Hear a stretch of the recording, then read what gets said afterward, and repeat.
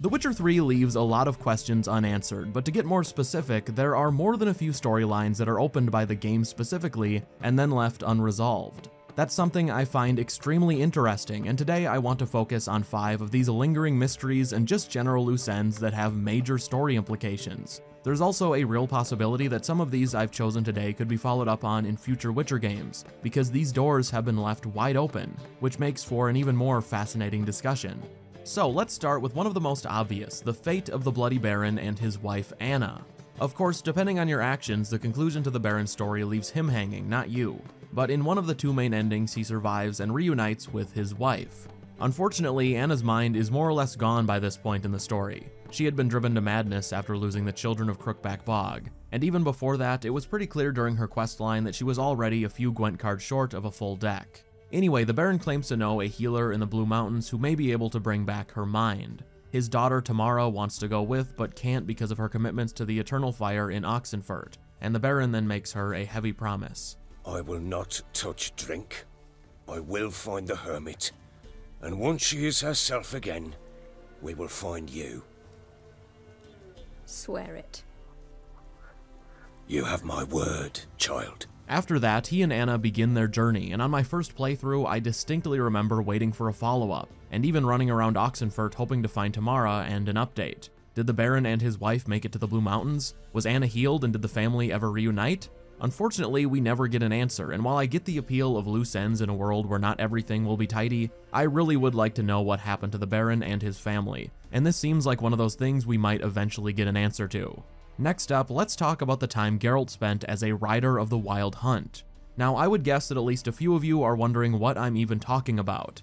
Let me explain in condensed form, and if you've only played The Witcher 3, I'd suggest that what I'm about to say will be more helpful to you if you ever decide to go back than any sort of spoiler, because none of this actually happens in the books or the previous 2 games. You're just told about it in a way that is likely to make you feel like you missed something.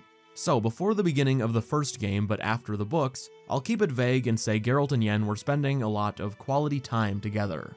Eventually though, that peace comes to an end and the Wild Hunt kidnap Yennefer in an attempt to lure Ciri out. Geralt of course goes after Yen, and eventually tracks down the Wild Hunt with the help of Letho and 2 other Viper School Witchers. Together they kill many riders, but eventually reach a stalemate and a deal is struck with Eredin, Geralt in exchange for Yennefer.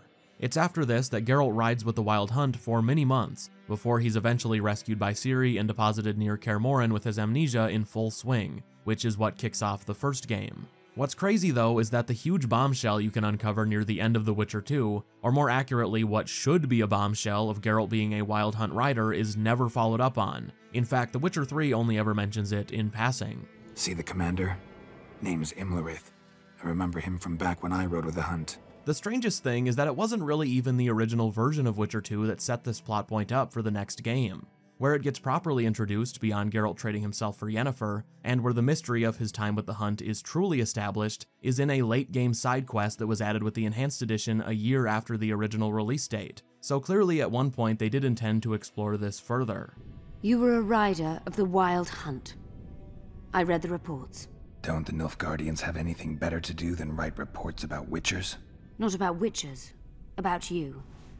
You are the sole person to have been a member of the host, and survived. You haven't the faintest notion how many people are interested in you. Very important people. Just because I survived? You're a former rider of the Hunt, and you live. You may be the key to solving the mystery of the retinue, and they all know that.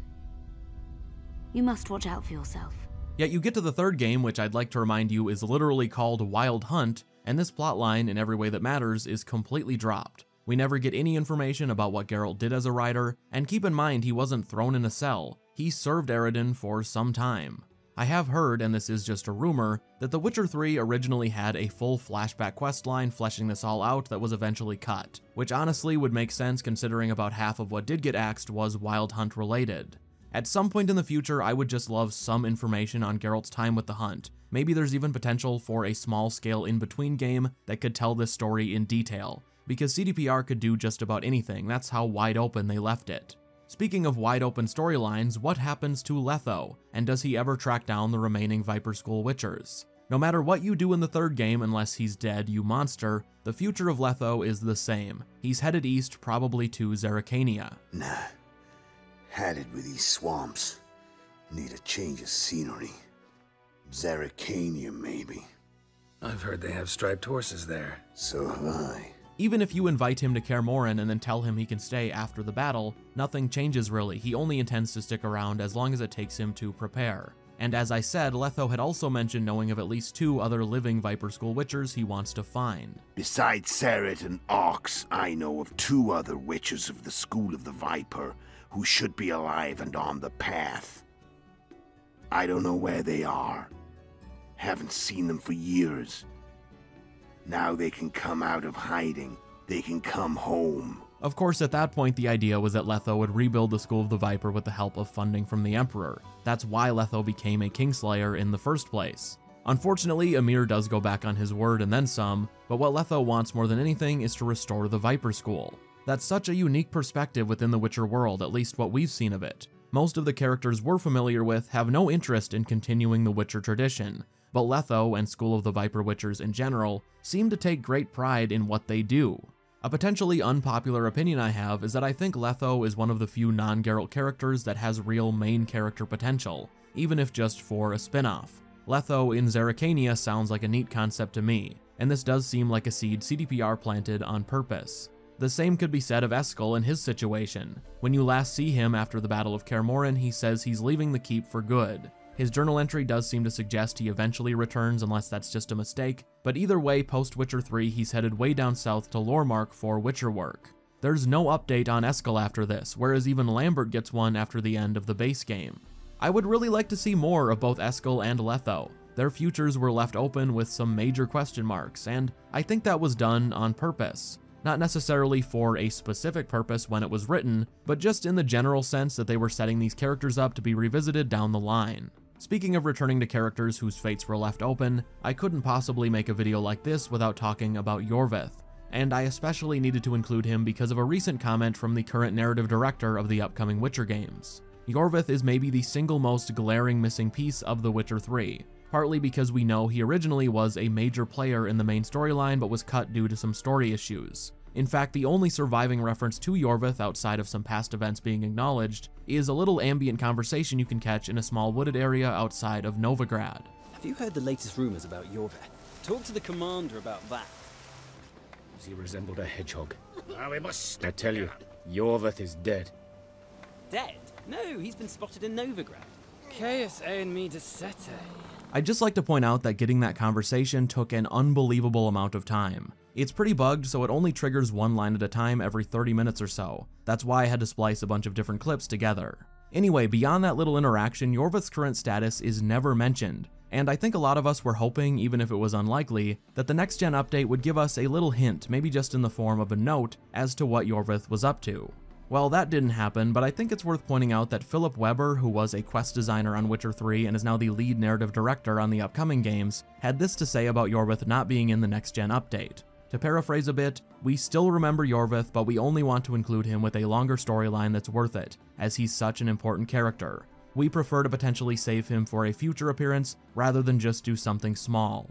I think this quote also ties in nicely with other characters whose fates were left unknown. The Witcher 3 leaves some big loose ends, unanswered questions, and outright mysteries that keep you thinking, and while at least a few of them were definitely a result of stuff getting cut or being too much to inject into Witcher 3's storyline, I think many were left that way intentionally, and we may very well get some of these answers the next time we revisit a post-Witcher 3 world. Well guys, that does it for today's video. If you enjoyed, consider leaving a like as it helps to get these videos out there, and I just wanted to say that I am hard at work on the What Would Geralt Do video for The Witcher 3. It should be out in February, but obviously I'm working on it in between regularly posting other Witcher content, so please just be patient, but it should be in your sub box sooner rather than later. Thank you for watching, and I will see you in the next one.